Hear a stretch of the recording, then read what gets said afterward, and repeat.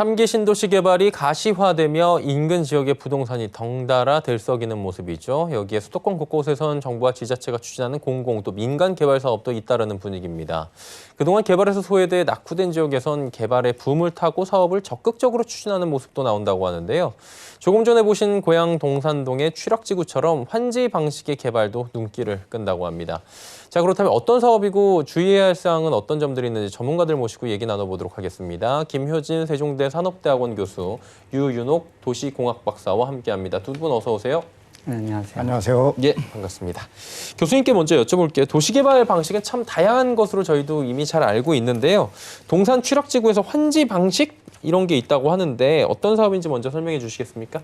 예. 도시개발 사업 방식에는 지구 단위 계획과 도시개발법에 의한 방식이 있습니다. 예. 그중 도시개발법의 방식 운영에는 수용 방식 그리고 환지 방식 이 둘을 합한 혼용 방식이 있습니다. 이 중 이제 환지 방식은 보통 우리가 알고 있는 토지 수용 방식과는 다르게 토지 소유자의 동의하에 기존 토지를 개발하고 개발된 토지에 토지 부담률을 적용해서 각 토지 소유자들에게 개발 완료된 토지를 되돌려받는 재분배 방식을 말하고 있습니다.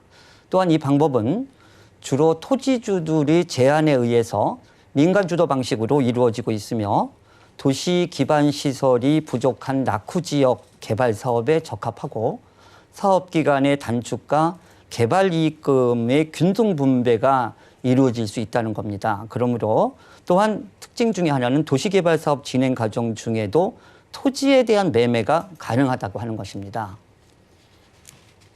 예. 자, 이제 얘기를 조금 들어봤고요. 유 박사님께 여쭤보도록 하겠습니다. 환지 방식의 도시개발 사업이 이제 장점부터 좀 짚어봐야 될 텐데 어떤 점을 장점으로 좀 꼽아주시겠습니까? 예, 우선은 가장 큰 장점은 세금 문제입니다. 예. 부동산 개발 사업과 직접 관련 있는 개발 이득금에 대한 세금이 감면됩니다.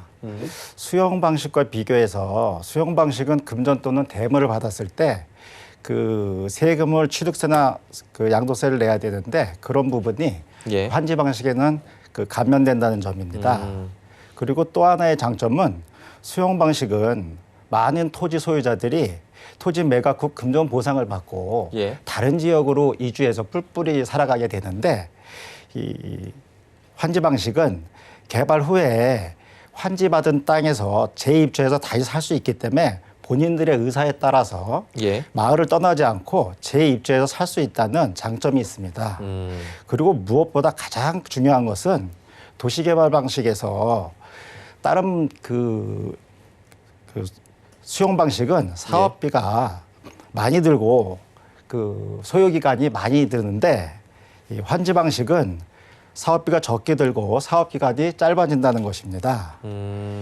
토지 수용에 따른 금전적 보상 비용과 합의 보상 합의 기간이 적어져서 그렇게 발생할 수 있습니다. 예, 한마디로 뭐 세금적인 이득이 좀 있고요. 예, 예. 그리고 이제 기간에 좀 이득이 있고 그다음에 비용적으로 들어가는 것도 좀 적다라고 정리가 될 것 같아요. 예, 그래서 장점이잖아요. 예, 사업 기간이 단축이 가능하다고 예, 볼 수 있습니다. 단축이 예. 되고요. 단점은 어떤 겁니까? 예, 가장 큰 단점은 가압모율인데요. 예. 그 도시개발 사업을 할 때 한정된 규모의 토지에 도로, 공원 등 도시 예. 기반 시설을 설치해야 됩니다. 그래서 기존 소유자들한테 예. 되돌려주는 토지의 면적이 줄어들 수밖에 없습니다.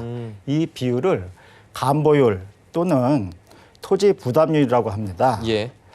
지역에 따라서는 차이가 있지만 보통은 30%에서 40% 정도 사용 면적이 감소하게 됩니다. 예. 그러나 가압모율에 의해서 토지 면적이 줄었다고 꼭 재산상의 손해가 나는 것은 아닙니다. 네.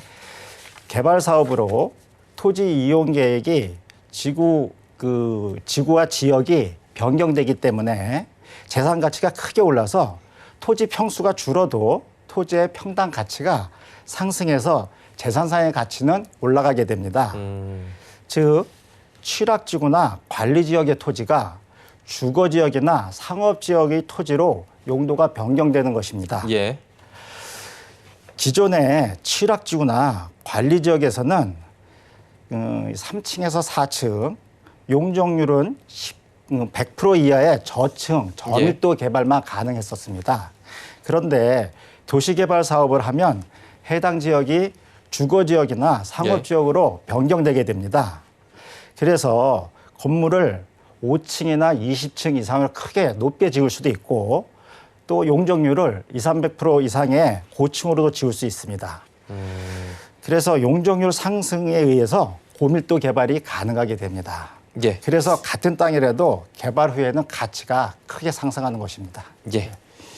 단점을 여쭤봤는데 단점이 또 이렇게 나오네요.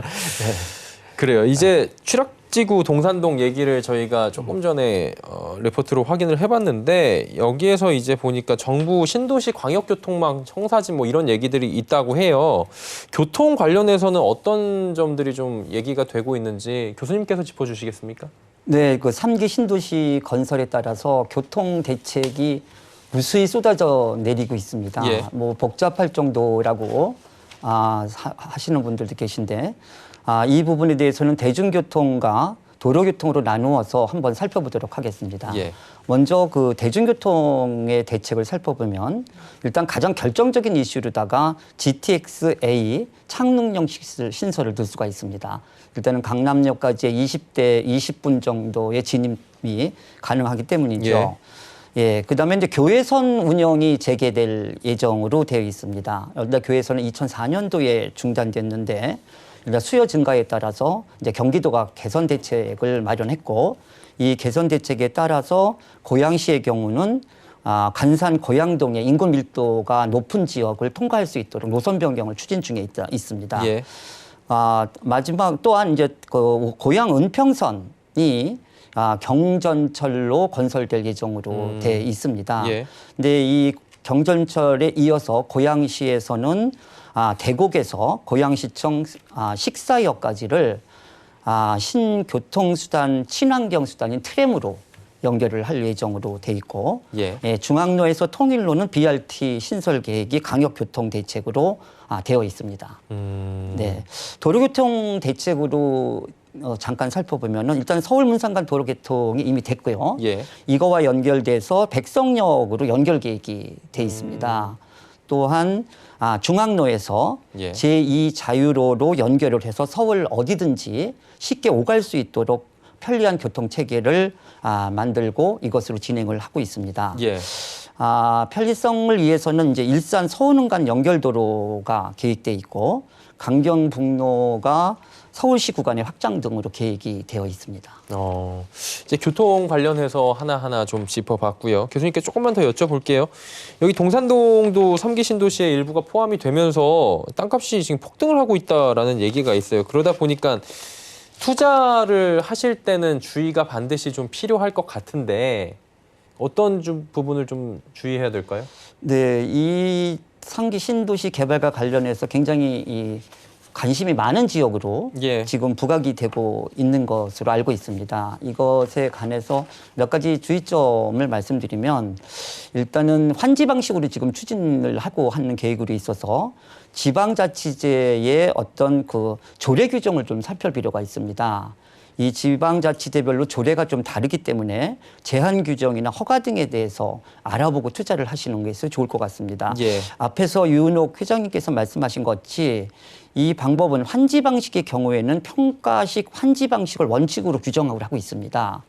그렇기 때문에 이 간보율 적용하고도 관계가 있기 때문에 이 부분은 이제 유의 깊게 보시면 될 거고 두 번째로 제가 개인적으로 말씀드리고 싶은 것은 공부를 좀 하셔야 될 것 같아요. 이 투자를 하기 위해서는. 그래서 투자 목적에 맞는 어떤 그 전략과 어떤 이 데이터와 이런 부분들을 잘 살펴서 이 가격이라든지 시세 부분도 예를 들면은 그 국토부 사이트에 1년간 거래 실적의 데이터를 분석을 해본다든지 아니면 지방자치제의 어떤 허가 조건이나 현재까지의 과정이 어디까지 와 있는지 이런 부분들을 면밀히 검토를 해서 본인이 판단하에 어느 정도 의사결정을 할 수 있는 이런 공부가 좀 필요하지 않을까라고 생각을 하고 있습니다.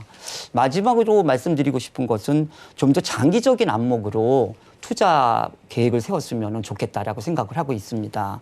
왜냐하면 본인이 투자 목적을 달성하기 위해서는 단기적인 투자보다는 조금 시간을 갖고 투자를 하는 것이 필요하고 너무 이 불확실성이 존재하고 있기 때문에 예기치 못한 그 변수가 발생을 해서 사업이 지연되든지 사업 승인에 대한 어떤 문제점들이 발생될 수가 있습니다. 그래서 좀 더 여유를 갖고 투자 목적을 달성할 수 있도록 시간적인 여유를 갖고 하는 것이 좋겠다라고 말씀드립니다.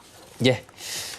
환지 방식의 도시개발 사업이 구체적으로 어떤 것인지 그리고 신도시 인근 지역에 투자를 할 때는 주의점이 어떤 것들이 있는지 오늘 자세히 알아봤습니다. 김효진 교수, 유윤옥 박사와 함께했습니다. 두 분 고맙습니다. 네, 감사합니다. 감사합니다.